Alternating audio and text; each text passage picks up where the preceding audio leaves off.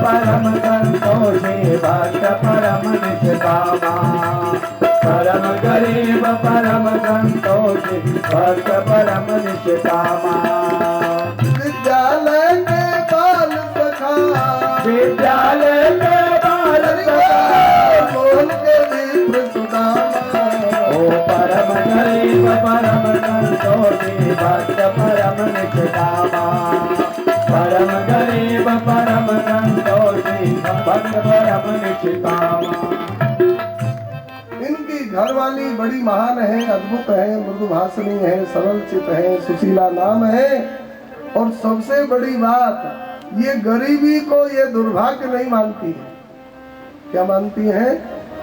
दशा अकिंचनता को मानती लीलाधर की लीला। ये लीलाधर की लीला मानती है। ये हमारे प्यारे की इच्छा है। फिर प्यारे की इच्छा है तो हम क्यों दुखी हो? तेरी इच्छा के बिना हे प्रभु मंगल मूल, पत्ता तक हिलता नहीं और खिले न कोई फूल। तुम्हारी इच्छा के बिना हे नाथ पत्ता भी हिले नहीं और फूल भी खिले नहीं, तो क्या हम गरीब हैं, इसमें आपकी इच्छा नहीं लागू होगी? कोई धनवान है तो हरी इच्छा, अपना पुरुषार्थ मत मान लेना, नहीं तो नरक में जगह मिलेगी। कोई बलवान पतिदेव द्वारका जा रहे हैं, कछु उपहार चाहिए तो तेरे घर में कुछ हो तो दे दे। उसने एक मुट्ठी चावल दे दी। दूसरी पड़ोसिन के यहाँ गई, उसने एक मुट्ठी, तीसरी ने एक मुट्ठी, चौथी ने 4 घर से चावल मांग करके सुशीला जी, और याचित्वा चतुर्मुष्टिं विप्रान पृथुक तंडुलान चैल खंडेन तान बद्ध्वा भर्त्रे प्रादादुपायनम। गले सले कपड़े में बांधकर पतिदेव को, सुदामा जी को चिवड़ा दे दिए और कहा नाथ इन्हीं को दे देना। श्री सुदामा जी महाराज के नेत्र भर आए। देवी भले कम ही हो लेकिन बढ़िया वस्तु हो तो मेरा देने में उत्साह होगा। वो महामहिम दरबार में मैं ये सूखे टूटे पिटे चिवड़ा कैसे दूंगा, हिम्मत नहीं होगी। श्री सुशीला जी ने भगवान से नाता जोड़ा। देखो जीव का सबसे बड़ा लाभ पुरुषार्थ है भगवान से कोई नाता बना ले। सुशीला जी ने नाता बनाया। श्री गुरुदेव कहते, सुशीला जी ने कहा नाथ श्री कृष्ण आपको क्या कहते हैं? कहा हमको भैया सुदामा कहते हैं। तो आप भैया लगोगे तो मैं भी तो कुछ लगूंगी। क्या लगूंगी? भाभी लगूंगी ना। तो हे नाथ आपको अपनी तरफ से चिवड़ा देने में संकोच हो तो कह देना कन्हैया तेरी भाभी ने भेजा है, और मुझको विश्वास है वह भाभी वत्सल श्री कृष्ण अवश्य ये जैसे भी चिवड़ा है इनको दौड़कर लपक करके लेंगे और धैर्यहीन होकर के इनको प्रेमी होकर के खाएंगे। ऐसा मेरा विश्वास है, क्योंकि उनको प्रेमी की वस्तु सदा स्वीकार है। नाथ आप ऐसा कहना। बस पत्नी की प्रेरणा हुई, सुदामा जी चल दिए। काठ के में गठड़ी को दबा करके चले। हमने सुनी है एक संत के मुख से, सुदामा जी जो ही नगरी के बाहर निकले तो एक आदमी रोता दिखाई दिया। सुदामा जी ने कहा भैया आप कौन हो, क्यों रो रहे हो, कष्ट क्या है? उसने कहा महाराज आप कहाँ जा रहे हो? कहा कि मैं द्वारिका जा रहा हूँ। तो आप कौन है? कहा मेरा नाम सुदामा है। उसने कहा महाराज मेरे रोने का कारण तो आप ही हो। आप सुदामा द्वारिका जा रहे हैं, मैं इसीलिए रो रहा हूँ। सुदामा जी ने कहा मेरे जाने से तुमको क्या तकलीफ है, परेशानी है? उसने कहा और तू ये बता है कौन? उसने कहा मैं हूँ दारिद्र, और आप जा रहे हो द्वारिका, तो अब मैं रोऊंगा ही और क्या करूँगा। कहा भाई तुमको मेरे जाने से क्या परेशानी? कहा परेशानी ये कि आप जाओगे द्वारिका और द्वारिकाधीश आपको दे देंगे संपत्ति, फिर हमको तो आपके घर से बिस्तर उठाना ही पड़ेगा ना। तो फिर उठाकर तुम कहीं और जमा लेना, तुमको तो जजमान बहुत मिल जाएंगे। दारिद्र रोकर बिलख करके कहा। आप लोग इसको गहराई से समझने का प्रयास करेंगे। दारिद्र बिलख करके कहा हे नाथ, हे महापुरुष, हे महामहिम सुदामा जी, आप जैसा जजमान, आप जैसा घर हमको ब्रह्मांड में कहीं नहीं मिलेगा, क्योंकि आपके पास आकर मैं भी धन्य हो गया और मैं भी प्रसिद्ध हो गया। सुदामा नाम लेते ही दरिद्रता को याद नहीं करना पड़ेगा, दारिद्र्य अपने आप याद आता है। किसी को कह दो सुदामा, तो धनवान को सुदामा कह दो, वो नाराज हो जाएगा। उनको सुदामा कहते हो, तो कहा सुदामा नालायक, बेईमान, जेब कतरे, अरे गला काटने वाले, बेईमान, ठग और रिश्वतखोर, तू धनवान है पर सुदामा की बराबरी कैसे कर सकता है? सुदामा की महामहिमा को कौन नाप सकता है? परंतु कोई धनवान को कह दे सुदामा तो वो एकदम नाराज हो जाएगा। सुदामा नाम के साथ जैसे कृष्ण के साथ राधा, जैसे राम जी के साथ सीता, ऐसे ही सुदामा जी के साथ दरिद्रता साथ साथ लगी हुई है। सुदामा को वो कहना नहीं पड़ेगा, दरिद्रता को अलग से याद करना नहीं पड़ेगा। तो दरिद्रता अथवा दारिद्र्य बिलक करके बोला, हे महाराज, आप जैसा घर और आप जैसा यजमान और आप जैसा आश्रय हमको कहाँ मिलेगा? देखो, भक्तों की महामहिमा इसी से पता चलती है। भक्त इतने महान होते हैं कि दैवी संपदा को तो निहाल करते ही हैं, कदाचित दारिद्र्य इत्यादि ये दुख देने वाले दुर्गुण भी भक्तों के पास आ जाए तो वो भी धन्य हो जाते हैं। बोलिए सुदामा जी महाराज की जय। इसलिए अब मैं रोऊंगा ही और क्या करूंगा। श्री सुदामा जी को दया आ गई दरिद्रता पर, इतने पर भी दया आ गई। कितने दिन से भूखा मार रहा है दारिद्र।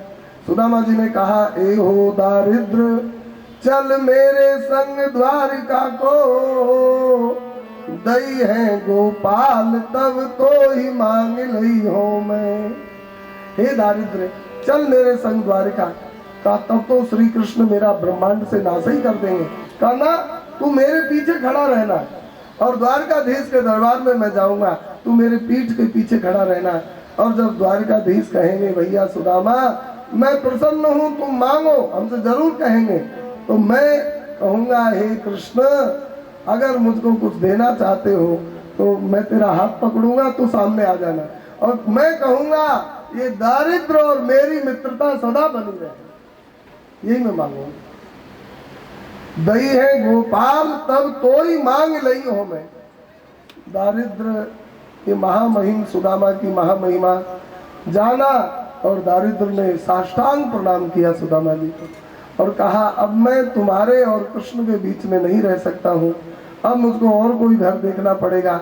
सुदामा जी द्वारका की ओर चले, थोड़ी दूर ही गए, थक गए, दिन छिप गया, गए पहर दुई दिनकर ढर के, और सुदामा एक गांव के बाहर पेड़ के नीचे नदी के तट पर दुपट्टा तान कर सो गए। भैया कन्हैया तू जाने और तेरी भाभी की यात्रा जाने, मैं तो बस जितना चल सकता था उतना चला, अब आगे मेरे बस की नहीं है।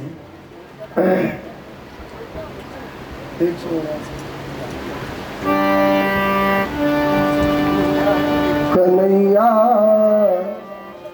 तेरी द्वारावती अति दूर, कन्हैया द्वारावती अति दूर, कन्हैया तेरी द्वारावती अति दूर। ओ कन्हैया तेरी द्वारावती अति दूर। पत्नी ने प्रेरणा दी है, पत्नी ने प्रेरणा दी है, जानो तुम्हें जरूर। ओ कन्हैया तेरी द्वारावती अति दूर, कन्हैया तेरी द्वारावती अति दूर।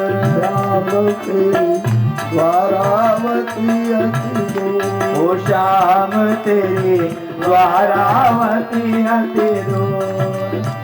रेतीलो मैदान भयावह, जंगल झाड़ी झूर।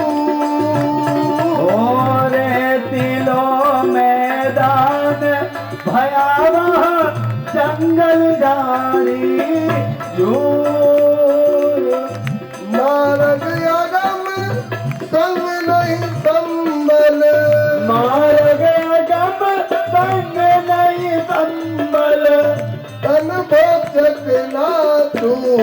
कन्हैया तेरी द्वारावती अति दूर, श्याम तेरी द्वारावती अति दूर।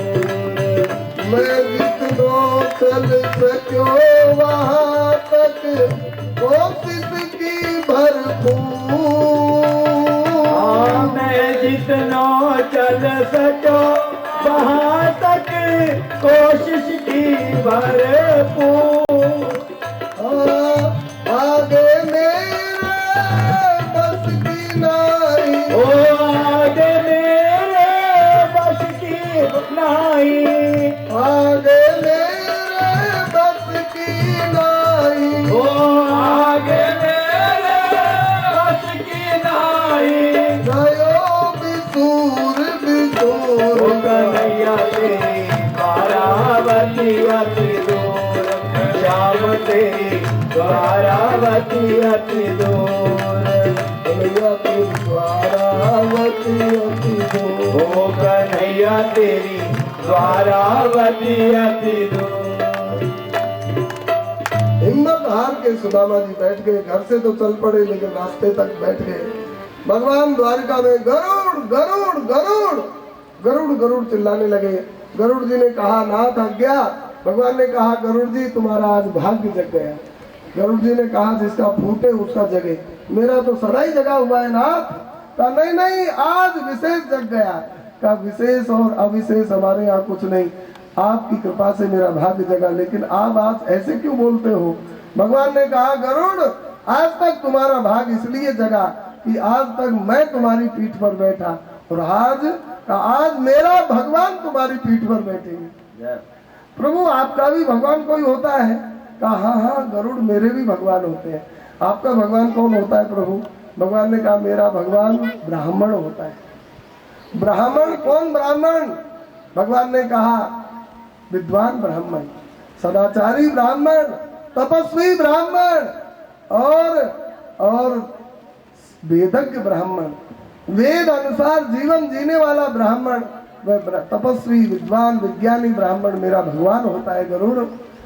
और जो ब्राह्मण शराब पीवे और अखाद्य खावे, भाई भाई झगड़ा करे और एक जमीन विद्या जमीन के लिए एक दूसरे का प्राण लेने के लिए तत्पर हो जाए, तंबाकू पीवे, खैनी खावे, ऐसे नीच ब्राह्मण मेरे भगवान नहीं, वे तो यमराज के मेहमान होते हैं। लेकिन मेरे भगवान हैं तपस्वी विद्वान ब्राह्मण। और एक ब्राह्मण ऐसे हैं कौन। का एक पेड़ के नीचे गरुड़ जी वहाँ सुदामा नाम के ब्राह्मण सो रहे हैं। आप जाओ सोए वहां और जागे तो हमारी द्वारिका में। गरुड़ जी भगवान की आज्ञा लेकर चले और सुदामा जी को सोई अवस्था में ही बड़े प्यार से, जैसे कोई बालक खेलता खेलता घर के आंगन में कहीं सो जाए जमीन पर, और माँ देखती है अरे ये तो यहाँ सो गया पलंग पर नहीं, तो धीरे से उठाती है और पलंग में लिटा देती है।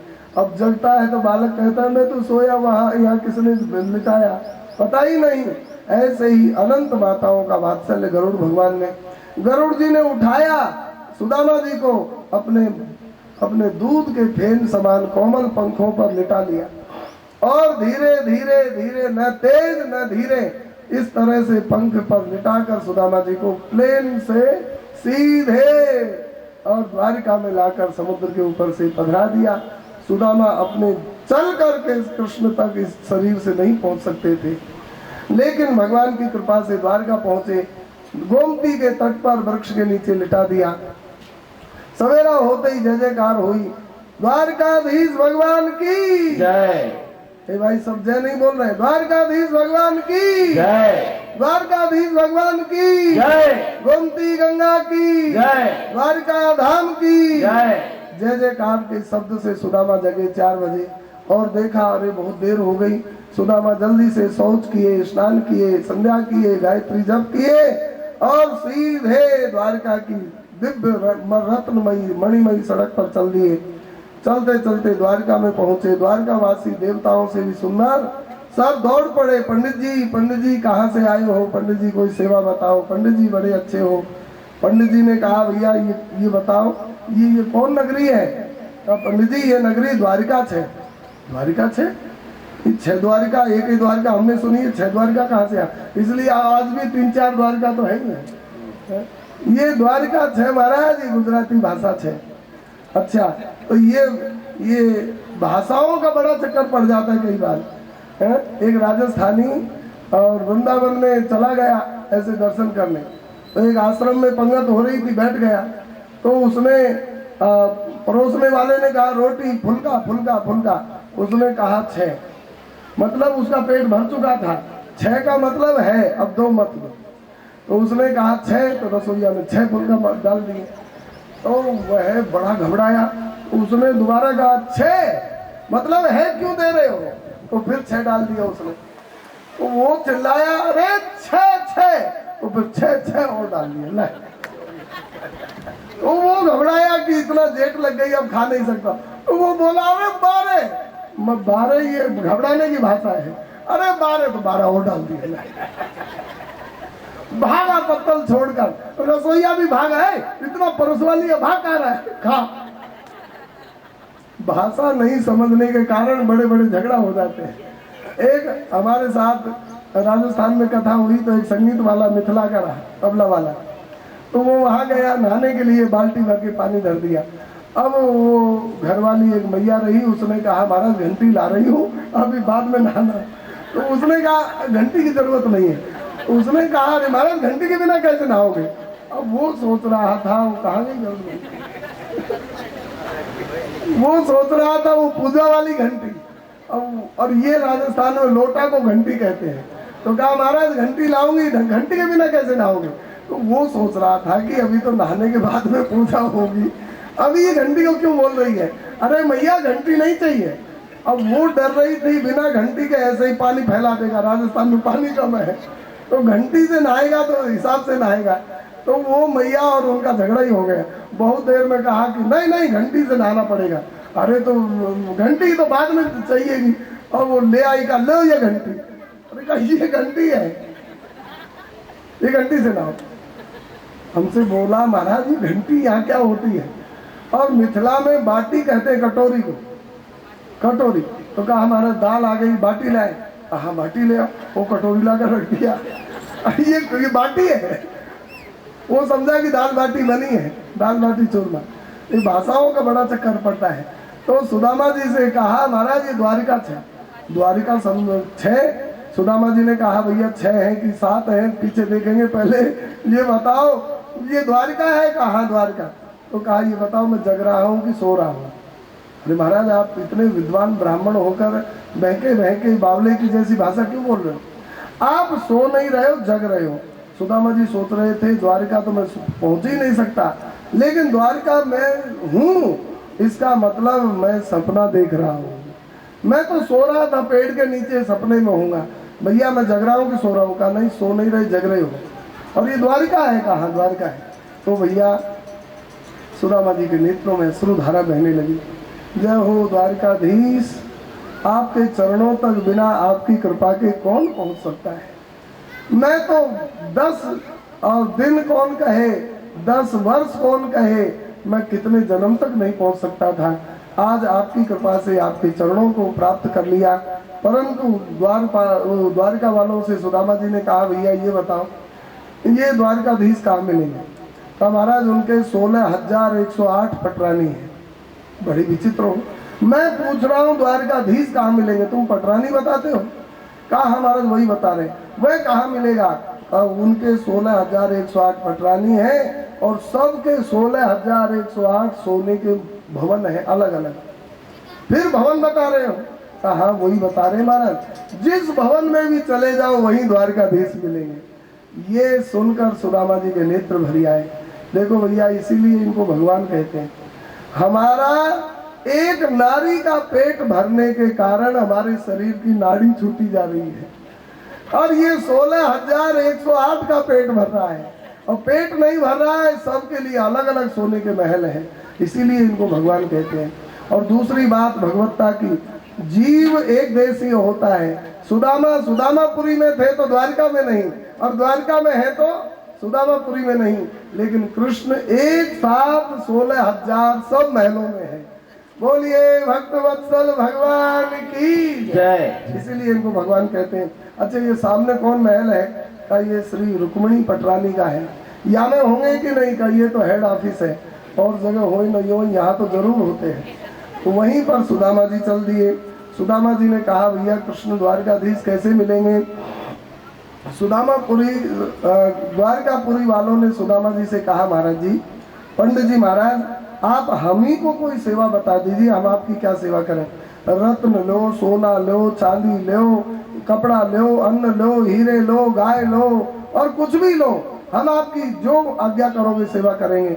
श्री सुदामा जी ने कहा भैया सत्य कहता हूँ कुछ भी नहीं चाहिए, केवल द्वारकाधीश का मिलना है, दर्शन करना है। द्वारका वालों ने कहा महाराज आप तो ऐसे बोल रहे हो जैसे श्री कृष्ण से आपकी कोई रिश्तेदारी हो। कहा हाँ भैया रिश्तेदारी है। क्या रिश्तेदारी है पंडित जी, क्यों झूठ बोलते हो? कहा भैया हम द्वारकाधीश तुम्हारे हमारे साधु भाई हैं। साधु भाई कौन होते हैं? हाँ दोनों बहन बहन के पति साधु भाई होते हैं, इसे कोई बता रहे हैं? अगर पत्नी पत्नी बहन हो तो वो साधु भाई। अच्छा राम जी लक्ष्मण जी क्या लगते हैं आपस में? भाई भाई भी है, साधु भाई कहे तो कौन गलती है? बहन बहन के पति है ना। तो मिथिलानी गारी गाती है, कल गारा गाए आज गारी गा लो, क्योंकि राम जी सीधे साधे हैं, गारी से ही काम चल जाएगा। वो कन्हैया तो जैसे हैं गारा के बिना उनका काम नहीं चलेगा। थे तो जी मो राम जी लाडू, ओ थे तो जी मोजी राम जी लाडो, थे तो जी मो राम जी लाडू, ओ थे तो जी मो राम जी लाडो, ओ जी थे तो चारों भाई साधु जी, थे तो जी मो राम राम जी लाडो, थे तो जी मो राम जी लाडो। रघुराज बनाने घास्या जी, नवरंग गारी घास्या, रघुराज बनाने नवरंग बनारी घास्या।